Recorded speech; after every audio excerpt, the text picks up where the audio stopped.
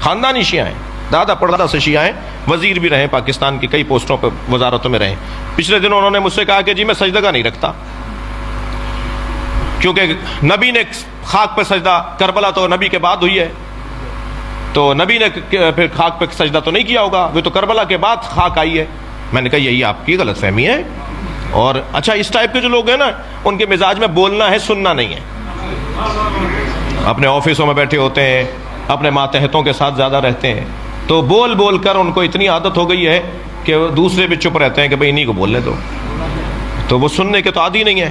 تو خدا کے لیے اچھا الحمدللہ اس وقت ہماری یہ پوزیشن بھی ہے کہ پاکستان کے جرنل، پاکستان کے وزراء، پاکستان کی شخصیات، تھوڑا سا دل ان کا ہمارے اوپر آیا ہوا ہے، تو ہم بھی اپنا کام پورا کر رہے ہیں۔ تو وہ کہنے لگے جی میں سجدہ نہیں رکھتا۔ تو میں نے کہا آپ شیعہ نہیں ہیں؟ کہنے لگے شیعہ ہوں، کھلا شیعہ ہوں، عزادار ہوں، ماتمی ہوں، گھر کی عزاداری ہے، خاندانی عزادار ہوں، خاندانی شیعہ ہوں، سجدہ نہیں رکھتا۔ میں نے کہا کیوں نہیں رکھتے؟ کہنے لگے نبی نے کس پر کیا ہوگا سجدہ؟ میں نے کہا خاک پر۔ کہنے لگے کربلا تو نہیں تھی؟ میں نے کہا کربلا تھی، کربلا تو حضرت آدم کے زمانے سے ہے، کربلا کی زمین پر تو حضرت آدم کو اللہ نے بھیجا، حضرت نوح کو بھیجا، حضرت ابراہیم کو بھیجا، ہر نبی کو کربلا بھیجا، اور ہر نبی کا ایک قطرہ صحیح کربلا میں گرایا، ٹھوکر لگی، سر پھٹا، گھٹنا چھلا، پیر کے انگوٹھا چھلا، خون کا ایک قطرہ ضرور نکلا ہے ہر نبی کا۔ اور جب وہ پوچھتے تھے یا اللہ ہم سے کوئی خطا ہوئی ہے؟ کہ نہیں خطا نہیں ہوئی، حسین کا خون یہاں گرے گا، تمہارا ملا رہا ہوں۔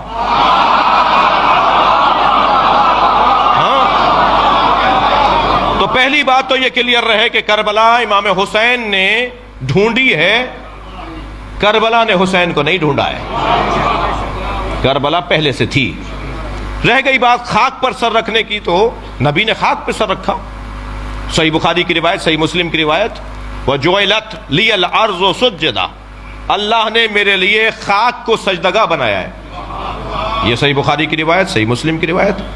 محدث دہلوی تو شرح صحیح بخاری کے اندر حاشیے میں لکھتے ہیں کہ جو شیعہ حضرات ٹکیا بنا کر اس پہ سر رکھتے ہیں نماز میں، سجدے میں، شیعہ حضرات جو مٹی کا ڈھیلا رکھتے ہیں، یہ نبی کی سنت پہ عمل کرتے ہیں۔ جی ہاں، صحیح بخاری کی شرح میں لکھا ہوا ہے کہ شیعہ نبی کی سنت پہ عمل کرتے ہیں۔ تو خاک پر سجدہ تو سرکار بھی کرتے تھے۔ پھر میں نے ان کو ایک مولا علی کا فرمان سنا دیا، جس کے بعد ان کا پیغام آیا کہ جی اب کلیئر ہو گیا اور اب میں سجدہ رکھا کروں گا۔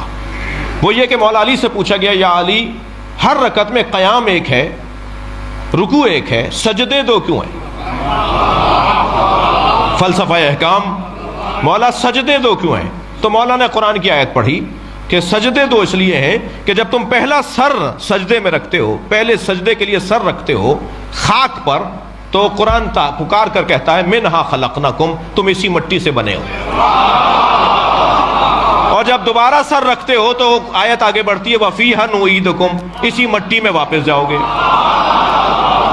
تو پہلا سجدہ تمہاری ولادت کی یاد دلاتا ہے، دوسرا سجدہ تمہاری موت کی یاد دلاتا ہے، اور دونوں سجدوں کے درمیان مختصر سا قیام ہے جسے زندگی کہا جاتا ہے۔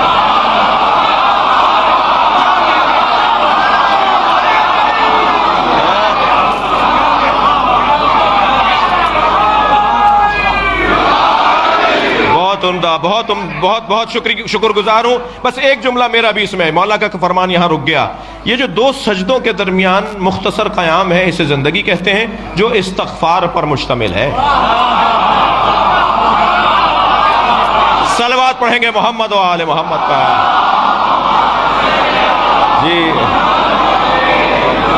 جی مولانا، پہلا سجدہ ولادت کی یاد، دوسرا سجدہ موت کی یاد۔ خاک پر سر رکھو گے تو یاد آئے گا مٹی سے بنے ہو، مولا علی نے فلسفہ بیان کیا، خاک پر سر رکھو گے تو یاد آئے گا مٹی میں واپس جانا ہے۔